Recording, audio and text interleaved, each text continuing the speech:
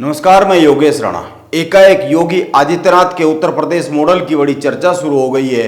BJP शासित कई राज्य इसको अपनाने को आतुर होते हुए दिख रहे हैं। इसीलिए सवाल उठता है कि आखिर योगी आदित्यनाथ का उत्तर प्रदेश मॉडल क्या है। बीजेपी में केवल गुजरात मॉडल की हमेशा चर्चा होती रही है। इसीलिए सवाल यह भी बनता है कि गुजरात मॉडल और उत्तर प्रदेश मॉडल में अंतर क्या है। इस पर बात होनी चाहिए, लेकिन इससे भी पहले ध्यान यह दिया जाना चाहिए कि आजकल बीजेपी की राजनीति को लेकर दो बातें बहुत ही चर्चा में है। एक, 2024 का चुनाव अकेले नरेंद्र मोदी के चेहरे पर नहीं लड़ा जा सकता है। संघ के मुखपत्र ऑर्गेनाइजर के एडिटर ने भी इस पर लेख लिख दिया है। और दूसरा, क्या नरेंद्र मोदी के उत्तराधिकारी के तौर पर योगी आदित्यनाथ का नाम फाइनल हो चुका है। उत्तर प्रदेश मॉडल तीन चीजों से मिलकर बनता है। एक, कानून व्यवस्था, दो, हिंदुत्व की राजनीति, और तीन, विकास की बात यानी इंफ्रास्ट्रक्चर में सुधार। योगी आदित्यनाथ लगातार इन तीन बातों के इर्द गिर्द उत्तर प्रदेश मॉडल को तैयार कर चुके हैं। और अगर गुजरात मॉडल की बात की जाए तो वो भी इन्हीं तीन चीजों पर आधारित है, लेकिन इन तीनों के क्रम थोड़े से बदल जाते हैं, अंतर आ जाता है। वहां पर सबसे पहले विकास यानी इंफ्रास्ट्रक्चर और आर्थिक तरक्की की बात होती है, दूसरे नंबर पर हिंदुत्व आता है, और इसके बाद कानून व्यवस्था का नंबर आता है।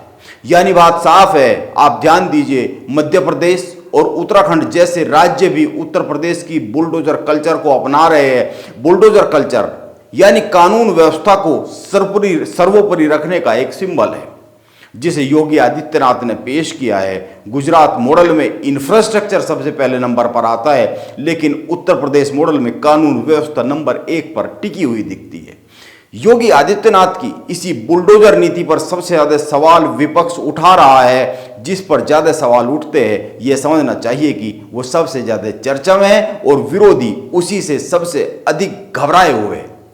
अब ध्यान यह भी दीजिए कि हिंदी पट्टी के ज्यादातर राज्यों में कानून व्यवस्था का बुरा हाल है। इसीलिए हिंदी पट्टी का हर राज्य उत्तर प्रदेश मॉडल की चर्चा कर रहा है। कभी गुजरात मॉडल की अन्य राज्यों में इस तरीके से चर्चा हुई नहीं है। अब जिस तरीके से उत्तर प्रदेश मॉडल की चर्चा हो रही है, यह ध्यान में दी जाने वाली बात है। और ध्यान में यह भी देना चाहिए कि बीजेपी की केंद्रीय टीम नरेंद्र मोदी के चेहरे और हिंदुत्व के दम पर चुनाव लड़ती रही है और राज्यों में चुनाव जीतती रही है। लेकिन अब यह कॉम्बिनेशन चुनाव जीतने की गारंटी नहीं रह गया है। यह बात संघ ने भी अपने मुखपत्र के जरिए जता दी है। लेकिन उत्तर प्रदेश में योगी आदित्यनाथ हिंदुत्व के साथ साथ कानून व्यवस्था पर चुनाव लड़ रहे हैं, जिसका परिणाम 100% आ रहा है। नरेंद्र मोदी ने केंद्र की राजनीति विकास और हिंदुत्व के साथ शुरू की थी, जो कि अब केवल हिंदुत्व तक ही सीमित होकर रह गई दिखती है। यह भी एक बड़ी वजह है उत्तर प्रदेश मॉडल को अन्य प्रदेशों में आजमाने के लिए बीजेपी व्याकुल दिख रही है। संघ का एक बड़ा हिस्सा व्याकुल दिख रहा है। योगी आदित्यनाथ के उत्तर प्रदेश मॉडल की दो और खूबी है। पहली खूबी की बात करें तो योगी केंद्र की बातों को आंख मूंद कर नहीं मानते। वो अपने मन की भी बातें करते हैं, केवल केंद्र के मन की बातें लागू करने की दिशा में आंख बंद नहीं करते। यह बात बीजेपी शासित किसी भी अन्य प्रदेश में बिल्कुल भी लागू नहीं होती है। अन्य प्रदेशों में जो भी दिल्ली से आदेश आता है वही लागू हो जाता है, लेकिन उत्तर प्रदेश में ऐसा होता नहीं है। आप कुछ नाम याद कर लीजिए, तस्वीर अपने आप साफ हो जाएगी। मनोज सिन्हा, केशव प्रसाद मौर्य, अरविंद शर्मा और भी कई सारे नाम।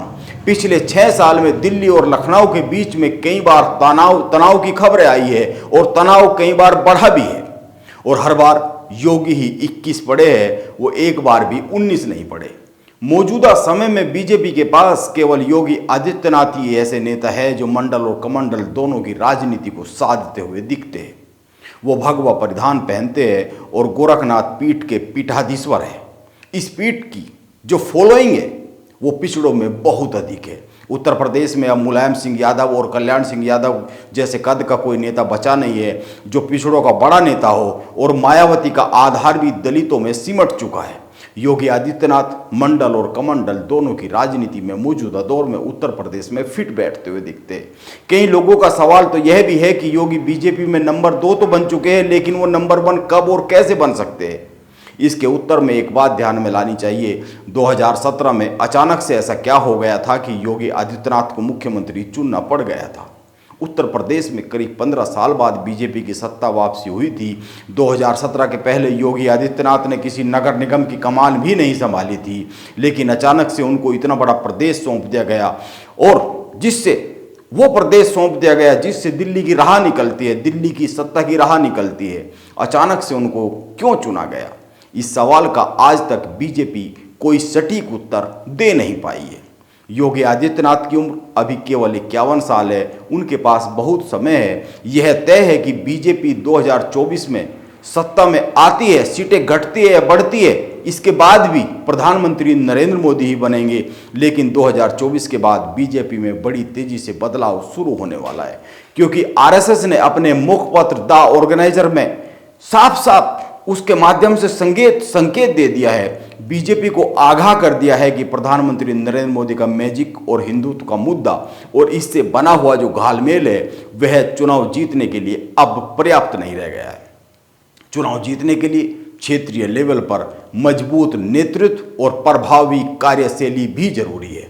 द ऑर्गेनाइजर में छपा यह लेख कोई साधारण घटना नहीं है। जो लोग बीजेपी को चलाते हैं, जो लोग बीजेपी की राजनीति को समझते हैं, जो लोग बीजेपी में के लोगों के साथ उठते बैठते हैं, उनके मन में बड़ी उथल पुथल मची हुई है। और इस उथल पुथल के एक सिरे पर नरेंद्र मोदी है और इस उथल पुथल के दूसरे सिरे पर योगी आदित्यनाथ है। इस बात से इनकार नहीं किया जा सकता है। इसीलिए ये मान ही लेना चाहिए कि बीजेपी के लिए आगे की राह उत्तर प्रदेश मॉडल से ही निकलने वाली है और यह समय 2024 के तुरंत बाद शुरू होने वाला है। नमस्कार, मैं योगेश राणा, आप बने रहे मेरे साथ।